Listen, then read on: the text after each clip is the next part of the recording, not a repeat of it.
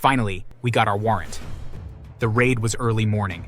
We burst in, guns drawn, expecting to find, what exactly? A criminal mastermind? A tragic widow hiding a dark secret?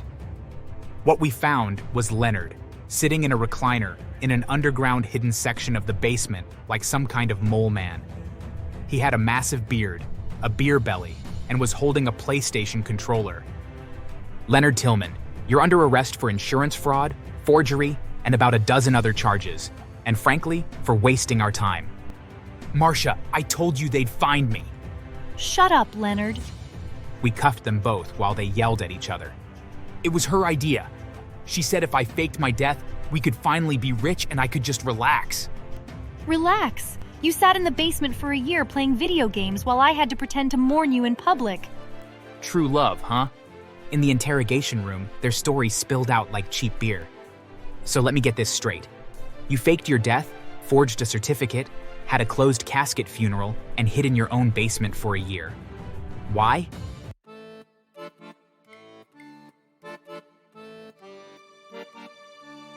My name is Officer Daniels. I've been on the force for over 15 years, and in that time, I've seen some ridiculous scams. People pretending their car was stolen when they sold it off for parts. Folks faking injuries in grocery stores so they could sue. Even a guy who swore he was abducted by aliens just to avoid paying child support. But nothing prepared me for the case of Leonard and Marcia Tillman. It started like any other Tuesday morning. Rain pouring, my partner Gomez and I sipping terrible gas station coffee, waiting for the dispatcher to send us somewhere. Man, I hope today's quiet. My stomach's still messed up from that burrito yesterday. Quiet day? In this city? Don't count on it. Unit 21, we've got a neighbor complaint on Ashwood Drive. Caller reports suspicious noises from a supposedly vacant property. Respond. Ashwood Drive? Isn't that the Tillman place? Didn't Leonard Tillman die last year? Yeah, heart attack, right? Big funeral, insurance payout. I think the wife bought herself a Lexus. Now, to understand this case, you need to know who Tillman Leonard and Tillman Marcia really were. Leonard was already known as lazy, dodging jobs, always sick. The man would call into his factory shift claiming he had migraines, back pain, food poisoning, you name it. Half the time, he'd be spotted fishing or drinking beer instead. Marcia, on the other hand, was dramatic, always complaining about money. We can't survive on this paycheck, she'd wail in the grocery store. They weren't villains out of a movie, just two greedy people who wanted easy money. We drove over, thinking maybe kids were breaking into the abandoned house. But when we pulled up, the place looked odd. Grass freshly cut, mail neatly collected, curtains perfectly drawn. Too perfect for a widow supposedly living alone and grieving. I knocked on the door. Mrs. Tillman? Police. We received a call about noises in your home. She opened the door with a painted smile, her makeup thick enough to mask a whole new face. Officers! Oh, I'm so sorry you were bothered. Must have been my television. I was watching a true crime documentary. You know how those are. Yeah, ma'am. But the caller said they heard male voices. Her eyes flickered just for a second before she chuckled. Oh, that must have been the narrator. British accent, very dramatic. I wasn't convinced, but without probable cause, we left. Still, something gnawed at me. This family was already notorious for trying smaller cons. First, Leonard pretended to slip on ice outside a convenience store, hoping to sue. Problem was, the whole thing got caught on security cameras. He threw himself down like a bad stuntman. Then they tried claiming their house had been burglarized, but neighbors swore they saw Leonard carrying the stolen TV into his garage the next day.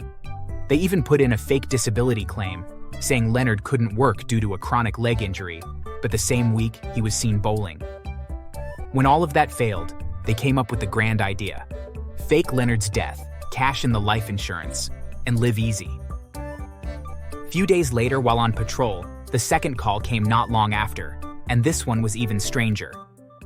A parent phoned in, panicked, saying their little boy had gone to retrieve his ball from the Tillman's yard. When he looked through the window, he swore he saw a dead man with a beard staring back at him before the curtains were yanked shut. The kid was terrified, said it was like seeing a zombie. That tip alone might have been dismissed. Kids imagine things. But then more little mistakes started popping up. A child neighbor swore he glimpsed Leonard in the window one night, big beard and all, before someone yanked the curtain closed. Another neighbor reported hearing coughing and sneezing from the supposedly empty basement. One even said he heard Leonard singing along, badly, to old rock songs. If he's dead, he's the first ghost I ever heard belting out Led Zeppelin, the neighbor joked. These were the oops moments that made the whole scam unravel. The next morning, I went digging through the old reports. Leonard Tillman died of a heart attack at 49. Funeral was closed casket, supposedly because of state of the body. Insurance company paid out nearly $500,000. But when I looked at the death certificate, something leapt out. The doctor's signature? A guy who had retired 2 years before the supposed death. This guy didn't just fake his death. His wife helped forge the paperwork. So you think Leonard's still alive? I think Leonard's in that damn basement. We built our case quietly. Surveillance cameras on the house, trash inspections. Sometimes we even disguised ourselves.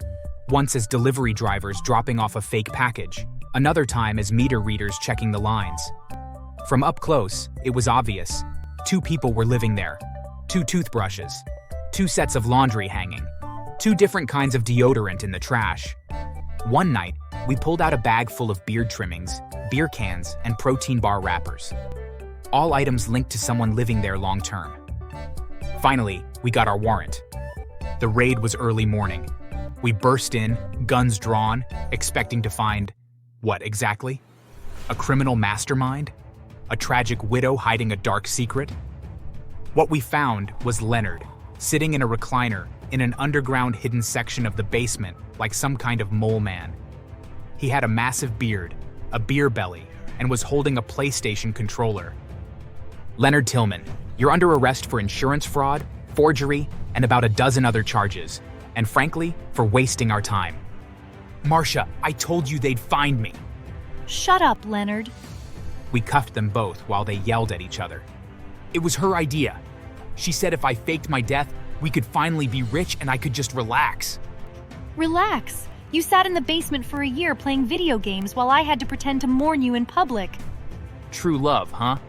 In the interrogation room, their stories spilled out like cheap beer. So let me get this straight. You faked your death, forged a certificate, had a closed casket funeral, and hid in your own basement for a year. Why? I didn't want to work anymore. That's it? Yeah. Work sucks. I couldn't believe what I was hearing. We thought we could keep it going forever. Nobody would check. People die all the time. Yeah, but usually they don't keep snacking in the basement. When the case went to court, the judge nearly lost it. Mr. Tillman, do you realize how absurd this is? You pretended to be dead, made your wife collect nearly $500,000, and thought no one would notice you living like a troll under your own house? I didn't think it through. Clearly guilty, both of you. They got 5 years each. Insurance money seized. Lexus repossessed. The neighbors, who'd always thought Marcia was so strong for moving on, showed up in court just to laugh at them. In jail, Leonard wasn't exactly popular. Inmates mocked him every chance they got. Hey Tillman, how's the afterlife treating you? Careful, don't make him laugh too hard. Might drop dead again. Man faked his death just to sit in a basement. Bro, we've all tried skipping work, but that's extreme. Shut up. You don't know what it's like. Yeah, we do. It's called being lazy. But here's the twist. 6 months later, Leonard tried to escape from jail by hiding in a coffin during a prison funeral service for another inmate. I kid you not. Daniels, you're not gonna believe this. Tillman tried to play dead again. Guards opened the casket before burial and there he was, clutching a sandwich. I laughed so hard I nearly fell out of my chair. Guess he never learned his lesson. Some people just can't face life, literally. And that's the story of the laziest man I've ever arrested. I've chased murderers, drug dealers, and con artists, but nothing will ever top Leonard Tillman, the man who thought faking his death was easier than working a 9-to-5. If you ask me, Leonard should have just gotten a job at the morgue. At least he'd be around coffins all day, and he wouldn't have to pretend anymore. So if you enjoyed this wild tale, do me a favor. Smash that like button, subscribe, and remember, if you ever think about faking your death to get rich, maybe just get a second job instead. It's less prison-y.